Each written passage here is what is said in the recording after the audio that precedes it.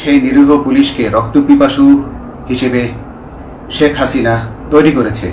আপনারা যারা বিএনপি নেতা ইলিয়াস আলীর অপেক্ষায় আছেন, তাদের জন্য দুঃখজনক সংবাদ। তাকে অনেক আগেই হত্যা করা হয়েছে। তাকে পতেঙ্গা সমুদ্র সৈকত দিয়ে কড়া পাহারায় সাগরের মাঝখানে নিয়ে স্পিড বোটের মাধ্যমে মুখে পলিথিন পেঁচিয়ে হত্যা করে, তার পেট ছুরি দিয়ে ছিদ্র করে, তাকে পাথর দিয়ে বেঁধে সাগরে ডুবিয়ে দেওয়া হয়েছে। আসসালামু আলাইকুম, বিসমিল্লাহির রহমানির রহিম। আমি বাংলাদেশ পুলিশের একজন কর্মকর্তা এসআই মাসুদ রানা।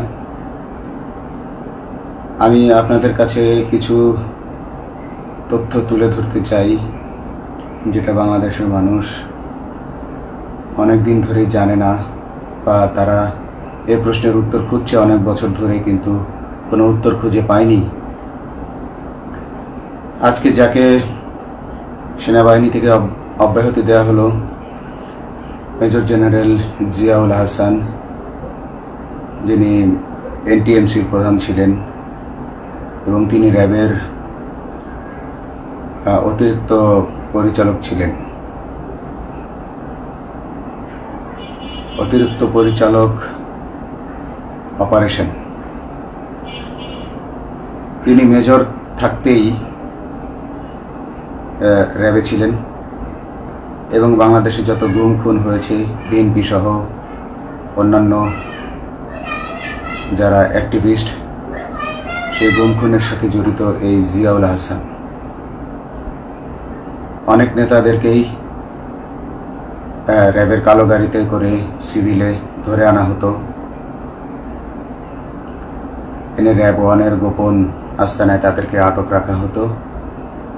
এরপর তাদেরকে সময় মতো অজ্ঞাত স্থানে নিয়ে তাদেরকে হত্যা করা হতো এবং অজ্ঞাত স্থানেই তাদের লাশ হয়তো নদীতে ডুবিয়ে দেওয়া হতো, নয়তো তাদেরকে দাফন করা হতো, নয়তো অ্যাসিডের মাধ্যমে তাদের লাশকে গলিয়ে দেওয়া হতো। আমি 2014 অক্টোবর থেকে 2017 ডিসেম্বর পর্যন্ত র্যাব সদর দপ্তরে কর্মরত ছিলাম। তখন র্যাবের ডিজি ছিলেন বেনজির, যিনি আজকে দেশের হাজার হাজার কোটি টাকা চুরি করে, পুলিশের হাজার হাজার কোটি টাকা চুরি করে পালিয়ে গেছেন বিদেশে। তো আমি দেখেছি অনেক মানুষকে কিভাবে অন্যায়ভাবে গ্রেফতার করে নিয়ে গুম করে রাখা হতো। আমি রিসেপশনে ডিউটি করতাম।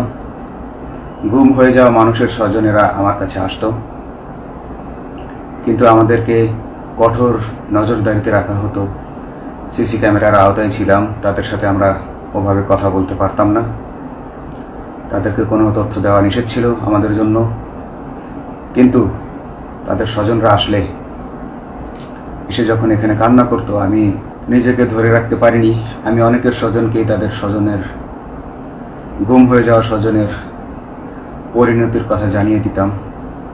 বিশেষ করে যাদেরকে মেরে ফেলা হতো, খুন করা হতো, তাদেরকে আমি খারাপ সংবাদটা দিতাম না।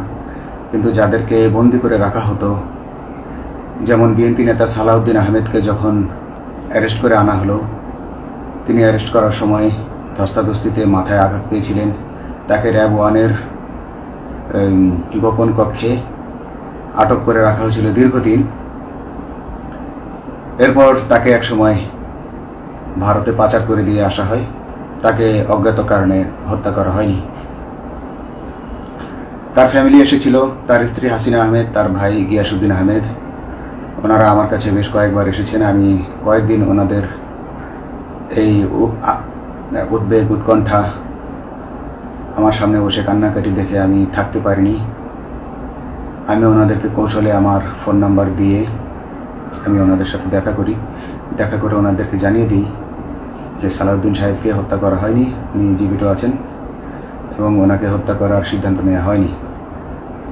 এই সিদ্ধান্তগুলো যিনি নিতেন তিনি হচ্ছেন বর্তমানে মেজর জেনারেল জিয়াউল হাসান, যাকে আজকে অব্যাহতি দেওয়া হয়েছে। শুধু অব্যাহতি যদি দেয়া হয়, তাকে যদি বিচারের মুখোমুখি করা না হয়, তাহলে এই আন্দোলনের, এই স্বাধীনতার কোনো মূল্য থাকবে না। আমি আজকে আর কাউকে ভয় পাই না। আমি আজকে বিশ্বাস করি যে আজকে আমাকে এই সত্য বলার জন্য কেউ গুম করে দিতে পারবে না, এই সত্য বলার জন্য কেউ আমাকে অ্যারেস্ট করবে না। সেই কারণে আমি বুকে সাহস নিয়ে আজকে কথাগুলো বলছি। আপনারা যারা বিএনপি নেতা ইলিয়াস আলীর অপেক্ষায় আছেন, তাদের জন্য দুঃখজনক সংবাদ। তাকে অনেক আগেই হত্যা করা হয়েছে। তাকে পতেঙ্গা সমুদ্র সৈকত দিয়ে কড়া পাহারায় সাগরের মাঝখানে নিয়ে স্পিড বোটের মাধ্যমে মুখে পলিথিন পেঁচিয়ে হত্যা করে, তার পেট ছুরি দিয়ে ছিদ্র করে, তাকে পাথর দিয়ে বেঁধে সাগরে ডুবিয়ে দেওয়া হয়েছে। শুধু ইলিয়াস আলী নয়, অনেক নেতার সন্ধান যারা আজও পাননি। কিছু মানুষ তো ঘর থেকে উদ্ধার হয়েছে, কিন্তু যাদেরকে আপনারা পাননি, তাদের সবার এই করুণ পরিণতি হয়েছে। আমি যদিও তারা এই কাজগুলো গোপনে, অতি গোপনে করত এবং র্যাবের অন্যান্য শাখার কর্মরত কর্মকর্তা কর্মচারীরা এটা জানতো না, কিন্তু আমি অত্যন্ত বিচক্ষণভাবে আমি এই খবরগুলো নিতাম, কারণ আমি জানতাম এগুলো একদিন আমি প্রকাশ করতে পারবো। এবং এই দিনটার অপেক্ষায় ছিলাম আজকে এত বছর, মানুষের কাছে সত্য প্রকাশের। বাংলাদেশের মানুষ জানুক যে কারা খুনি, কারা এত মানুষকে গুম খুন করেছে, এই দেশ থেকে এই দেশে ত্রাসের রাজত্ব কায়েম করেছে। তারা মাদকের ক্রস ফায়ারের নামে যে হত্যা ট্র্যাডিশন চালু করেছিল, এই ট্র্যাডিশনের উদ্দেশ্য ছিল বিরোধী দলের লোকজনকে হত্যা করা। কারণ পুলিশ এবং সেনাবাহিনীর অনেকেই মানুষ হত্যা করতে ভয় পেত, তারা এটাতে অভ্যস্ত ছিল না। অনেকেই অনেক সাহসী, কিন্তু একটা মানুষকে হত্যা করার পর তারা আর ঘুমাতে পারতো না, তাই তারা এসব কাজ করতো না। কিন্তু খুনে হাসিনা কিছু মানুষকে এভাবে হত্যা করতে করতে পুরস্কৃত করার মাধ্যমে হত্যা করতে অভ্যস্ত করে ফেলে। তারাই এই গ্রেফতারকৃত, এই গুমকৃত মানুষদেরকে গুলি করে হত্যা করত। এবং তারা এতটাই নিষ্ঠুর যে তারা এক একজন কয়েক শত করে হত্যা করেছে। এবং এই মানুষগুলোর সংখ্যা বেশি নয়, কারণ সবাই লাশ দেখতে পারে না। একটা মানুষকে খুন করার পর লাশের যে ছটফটানি এবং মাথায় গুলি করার পর মাথার যে বিকৃত অবস্থা, এই জিনিসগুলো আমাদের অনেকেই আমরা সহ্য করতে পারি না। তাই আমাদের মধ্য থেকে কিছু হায়নাকে বেছে নিয়ে তারা একটা টিম গঠন করে, তাদেরকে র্যাব সদর দপ্তরে বেনজির আহমেদ প্রতি মাসে পুরস্কার দিতে ডাকতেন। এবং প্রত্যেকটা র্যাবের বিভিন্ন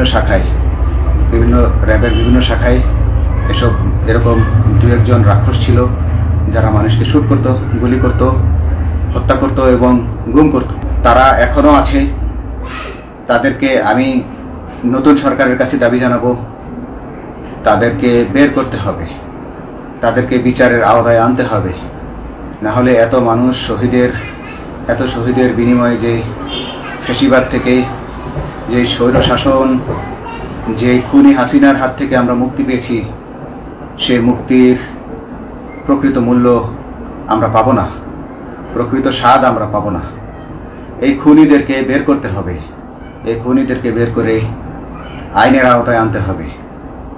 বাংলাদেশ পুলিশ কখনোই গুলি করতে অভ্যস্ত ছিল না।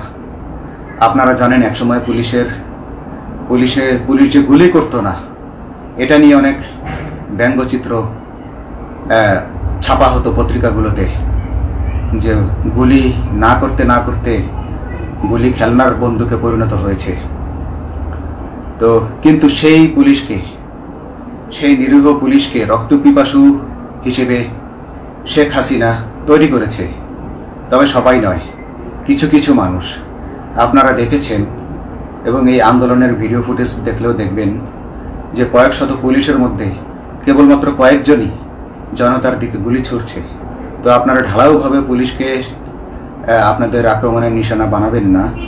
নতুন সরকার অবশ্যই এর বিচার করবে। আমি আশাবাদী নতুন সরকারের কাছে। তারা যদি আমার কাছে কোনো তথ্য চায় আমি তথ্য দেব ইনশাল্লাহ। এবং এই খুনিদেরকে, এই রাক্ষসদেরকে বের করতে হবে। প্রতিটি গুমের, প্রতিটি হত্যার সুষ্ঠু তদন্ত করলে এগুলো বের হয়ে আসবে বলে আমি আশা করি। এবং আমি চাই এরা ধরা পড়ুক, এদের বিচার হোক। না হলে এরা যুগে যুগে এই রাক্ষস যুগে যুগে রয়ে যাবে, আমাদের মাঝেই তারা লুকিয়ে থাকবে এবং যুগে যুগেই তারা মানুষের রক্ত পান করেই যাবে। পুলিশ বাহিনী মানুষকে সেবা করবে, এটাই হওয়া উচিত পুলিশের ধর্ম। পুলিশের ধর্ম হবে মানুষ, পুলিশের জন্য, পুলিশ মানুষের জন্য। উন্নত রাষ্ট্রের পুলিশ মানুষ যেভাবে পুলিশকে ডাকলেই পুলিশ 5 মিনিটের মধ্যে ছুটে যায়, তাকে সাহায্য করে। আমরা বিভিন্ন ভিডিওতে দেখি যে পুলিশ হাঁসের বাচ্চাকে রাস্তা পার করে দিচ্ছে, একজন অন্ধ মানুষকে রাস্তা পার করে দিচ্ছে। বাংলাদেশের পুলিশ এমনটাই করতে চায়, আমরা এমনটাই করতে চাই, কিন্তু সেই পরিস্থিতিতে আমাদেরকে রাখা হয়নি। আমাদেরকে রাখা হয়েছে দৌড়ের উপর, আমাদেরকে রাখা হয়েছে বিভিন্ন অন্যায় কাজের উপর, বিভিন্ন অন্যায় আদেশের উপর। কেউ যারা মেনেছে তারা ভালো ভালো জায়গায় পোস্টিং নিয়ে থেকেছে, যারা মানেনি তাদেরকে খারাপ জায়গায় পোস্টিং দেওয়া হয়েছে, কারো চাকরি হয়ে হারিয়েছে, কাউকে সাসপেন্ড করে রাখা হয়েছে। আমি নিজেও একজন এমন বৈষম্যের শিকার, অন্যায় মিথ্যা মামলার শিকার হয়ে আমি নিজেও বর্তমানে সাসপেনশন অবস্থায় আছি। এবং এই সাসপেনশন অবস্থায় থেকে আমি আল্লাহর কাছে শুকরিয়া জানাই, কারণ এই সাসপেনশন থাকার কারণে আমি ছাত্র জনতার আন্দোলনের সাথে সংযুক্ত হতে পেরেছি। আমি সবসময় আল্লাহর কাছে দোয়া করেছি যে আল্লাহ তুমি আমাকে মুজাহিদ হিসেবে কবুল করো, আমাকে জিহাদ করার তৌফিক দান করো এবং আমাকে শহীদী মৃত্যু দান করো। এবং আল্লাহ আমার দোয়া কবুল করেছেন। আমি ছাত্র জনতার সাথে এই জিহাদে অংশগ্রহণ করেছি, ছাত্র জনতা সফল হয়েছে। আমি গর্বিত আমি এই আন্দোলনে একজন পুলিশ অফিসার হয়েও আমি অংশগ্রহণ করতে পেরেছি। তো যাই হোক, আমি চাইব যে বাংলাদেশ পুলিশের, র্যাবের যে সকল কর্মকর্তা অগণিত মানুষের গুম খুনের সাথে জড়িত ছিল তাদেরকে ধরা হোক, তাদেরকে আইনের আওতায় আনা হোক। আমাদের মতো অনেক অফিসার আছি যারা এসব কুকর্মের সাক্ষী, আমরা সাক্ষ্য দেব। আমরা এখন আর ভয় পাই না। আমরা আসলে যে ভয় পেয়েছি তা নয়, আমাদের বাহিনীতে টিকে থাকাটা জরুরি ছিল। জনগণের স্বার্থেই আমাদের বাহিনীতে থাকা জরুরি ছিল, কারণ আমরা যদি বাহিনী থেকে আউট হয়ে যেতাম তাহলে এসব তথ্য আমরা জানতে পারতাম না এবং জনতার কাছে পৌঁছাতে পারতাম না। জনতার কথা বলতে হলে, জনতার সাথে থাকতে হলে আমি পজিশনেও থাকতে হবে। এই জন্য অনেক কিছুই প্রকাশ করিনি, কারণ আপনারা ভালো মতোই জানেন যে অনেক সেনাবাহিনীর মেজরকেও গুম করে দেওয়া হয়েছে যারা মুখ খুলেছে। আমি তো একজন সামান্য সাব ইন্সপেক্টর, আমাকে গুম করে দেওয়া তাদের 1 সেকেন্ডের ব্যাপার ছিল। তো আমি এখন বিশ্বাস করি যে এখন সেই দিন, সেই কালো মেঘ সরে গেছে আকাশ থেকে, আকাশ মুক্ত হয়েছে, এই দেশ জালিমের শাসন থেকে মুক্ত হয়েছে। আল্লাহ তাআলা আমাদের উপর রহমত বর্ষণ করেছে। অগণিত মুসলিমের দোয়া আল্লাহ তাআলা কবুল করেছেন, অগণিত 18 কোটি মানুষের দোয়া আল্লাহ কবুল করেছেন। তাহলে এইভাবে হঠাৎ করে 15 দিনের মধ্যে 15 বছর ধরে গড়ে ওঠা রাক্ষসের পতন ঘটা আল্লাহর রহমত ছাড়া, আল্লাহর রহমত ছাড়া এটা কখনোই সম্ভব হতো না। আমি আল্লাহর উপর ভরসা রেখে বলছি, আপনারা নতুন প্রশাসনকে ঢেলে সাজান, পুলিশ বাহিনীকে ঢেলে সাজান। এই সিস্টেমের মধ্যেই, পুলিশের এই সিস্টেমের মধ্যেই গণ্ডগোল আছে, নিয়োগের মধ্যে গণ্ডগোল আছে। আপনারা এই সিস্টেমগুলো পরিবর্তন করুন, আপনারা এই সিস্টেম পরিবর্তনে সাহায্য করুন এবং পুলিশ ডিপার্টমেন্টে যত ডিপার্টমেন্টাল পরীক্ষা আছে এগুলো তুলে দেন।